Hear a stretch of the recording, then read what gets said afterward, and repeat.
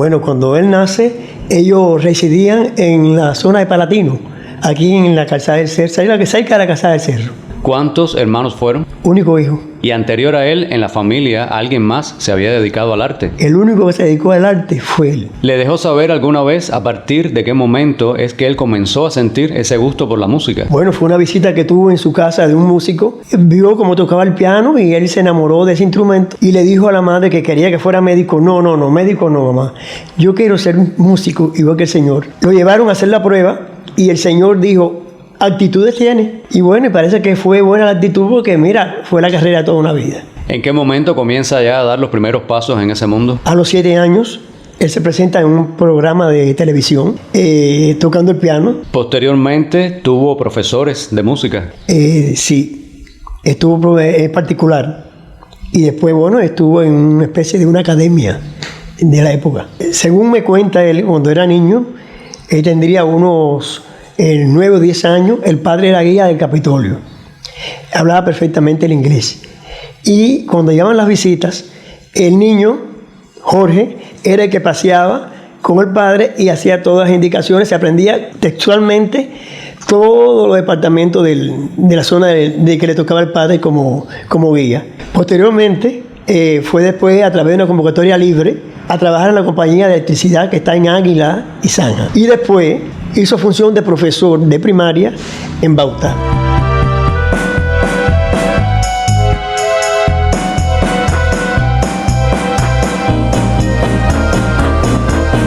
Él comienza como maquillista de teatro estudio. ¿Qué sucede? Que se estaba haciendo una obra de teatro. Estuvo en un grupo de teatro en Mayanao, porque también estudió actuación. Pero parece que él no se convencía, a pesar de que estuvo trabajando en varias puestas. Y un buen día un compañero, ahora no recuerdo cuál, le dijo: pero tú no eres músico, aprovecha y explota eso.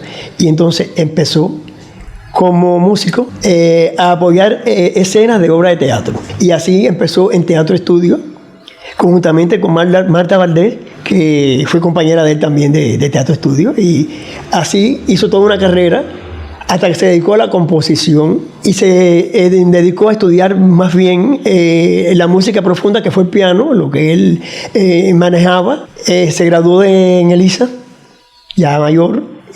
Aparte de eso, hizo una gran carrera como pedagogo. Todo el mundo lo recuerda como el profesor de canto.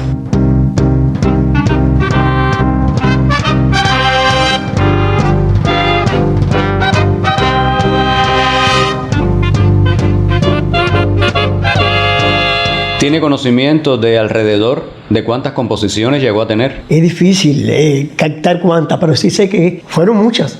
Y fue premiada, siempre sus composiciones eran premiadas la mayoría de las veces. Era una luz que él se sentía dentro de ella, en una cúpula. Su mundo era la música, el arte. Inclusive incursionó en varios géneros. En la ópera, también tuvo piezas para piano, transcribió algunas canciones foráneas, pero la trajo aquí y la hizo más bien pública. Y se llevaron muchas apuestas de teatro. Hubo algo muy interesante, que le gustaba mucho trabajar con niños. Se dedicó mucho a la agrupación coral. Y en Teatro Estudio se fundó un grupo de niños, vecinos. Eran unos talleres de Teatro Estudio. Y los talleres que más se daban a la luz eran los de música. Y compuso canciones para niños. Trabajó en el programa Caritas con Cristi Domingo cuando empezó. Él era el musicalizador y utilizaba actores como cantantes. Muchos actores trabajaban como cantantes por él en ese programa.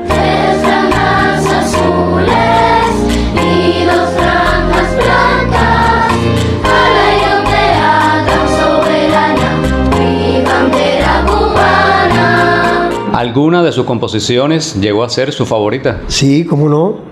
La primera composición que fue premiada, que es Raíces y Convergencia. Da una atmósfera criolla y a la vez afro. Además fue la primera que se le hizo un disco, una grabación, a pesar de otras foráneas también, como por ejemplo en el jardín de un templo chino, que siempre en las actividades que se hacía aquí, él la tocaba.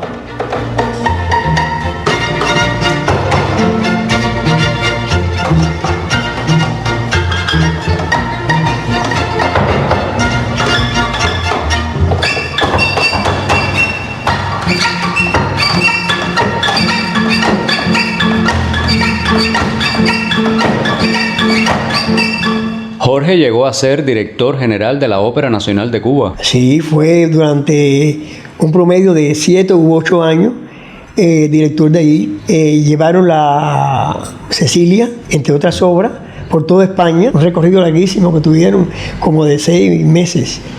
Con muchos triunfos, y después fue director musical de Ballet Nacional de Cuba durante 14 años. Él había dejado en ese tiempo el teatro y se había dedicado a esa función, pero pasado 14 años dijo, ¿qué va? Lo mío es la composición y seguir trabajando para el teatro como hasta ahora. Entonces, la faceta que más desarrolló fue la de compositor. Fue la de compositor. El lauro que tuvo en su vida fue la composición, y más de música incidental, fue lo que trajo la gloria para su progreso en cuanto a la actualidad. Y como actor llegó a hacer cine. Un buen día lo llaman para La Bella y la Alhambra, hacer la parte de la orgía de la película, pero que después a la mujer le dio pena, pero se quedó el bichito y lo llamaron para trabajar en Amor Vertical, donde que él hace un burócrata que vive alucinado con Lucía, la de Alberto Solá.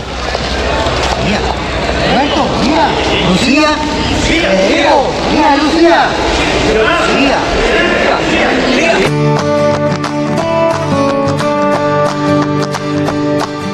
¿Qué era lo que más disfrutaba hacer en su tiempo libre García Porrúa? Estudiar, componer, leer. Era un hombre muy culto, muy culto, pero una persona culta, pero no demostrativa. Otra de las cosas que él hacía mucho era repasar ya lo aprendido, porque decía que uno no puede correr el riesgo de creer que se la sabe toda, porque siempre alguien aparece, y él tenía que estar seguro de lo que estaba haciendo. Él nunca se jubiló. Él siguió después trabajando en lo que es el centro de teatro. ¿Y qué no le gustaba? ¿Qué lo podía hacer enojar? Como todo ser humano que se respete, no admite nunca una mentira. Una mentira es un engaño. La traición tampoco, porque él era una gente de paz. A él le gustaba mucho la soledad. Cualquier persona podía tocar la puerta y él le daba su doctrina de conocimiento.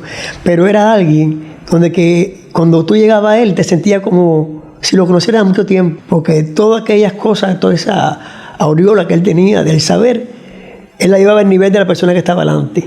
Quizás por eso los niños lo admitían y le correspondían. Y una de las cosas que le molestaba era que cuando estaba comiendo no quería que lo molestaran, nada más que sus perros. ¿Le gustaban los animales? Sí, cómo no. Él tenía adoración con los animales, porque nunca en su casa lo dejaron tener animales. Se encontró uno que se llamaba Príncipe, y ese es el niño ahora de la casa. Pero antes de eso tuvo otro que se llamaba Bienvenido, que le daba la bienvenida a la persona y después no quería dejarlo salir.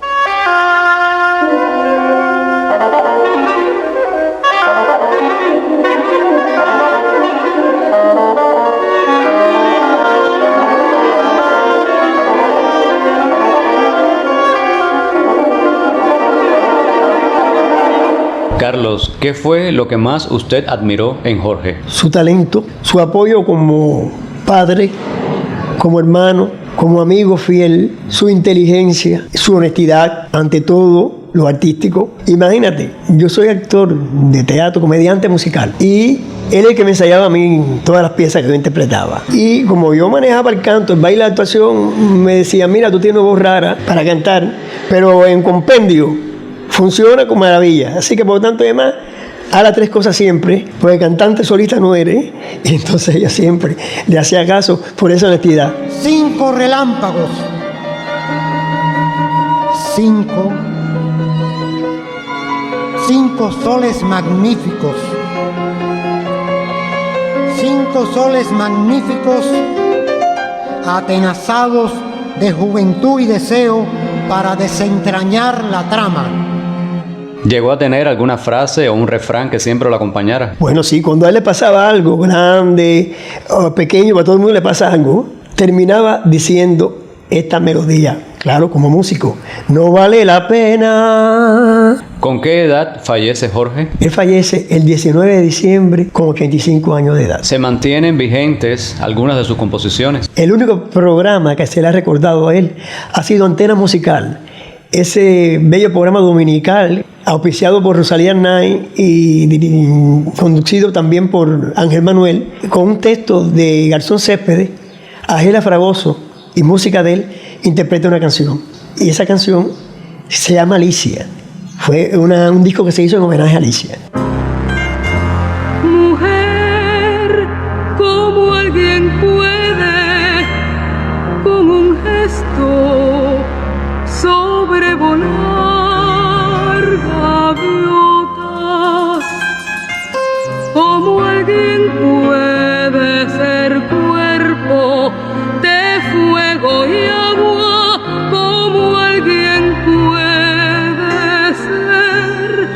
conoce el origen del apellido García Porrúa? De apellido italiano. Carlos, si le dieran la oportunidad de revivir, de traer al presente un momento junto a Jorge, ¿cuál escogería? Él siempre quiso que yo aprendiera a tocar piano.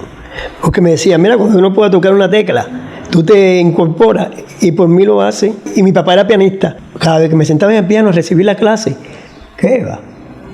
Me tenía que parar porque no me agarraba. Y me apasiona la música, pero no sé, no me agarraba. Pero yo sí te digo que si volviera esa oportunidad otra vez a existir, yo lo hubiese hecho. Yo lo hubiese hecho porque ahora ver el piano solo, sin que nadie lo toque.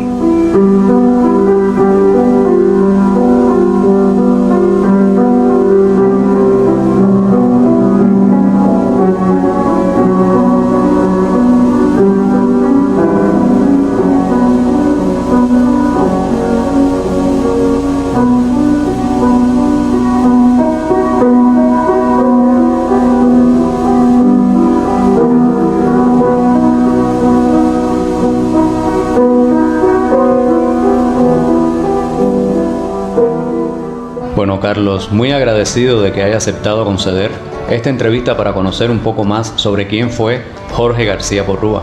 Muchas gracias a ti por traer a la memoria esa persona, ese artista de Cuba, porque ya no está entre nosotros, pero es todavía, porque está en nuestro pensamiento y en nuestro corazón, él y su música.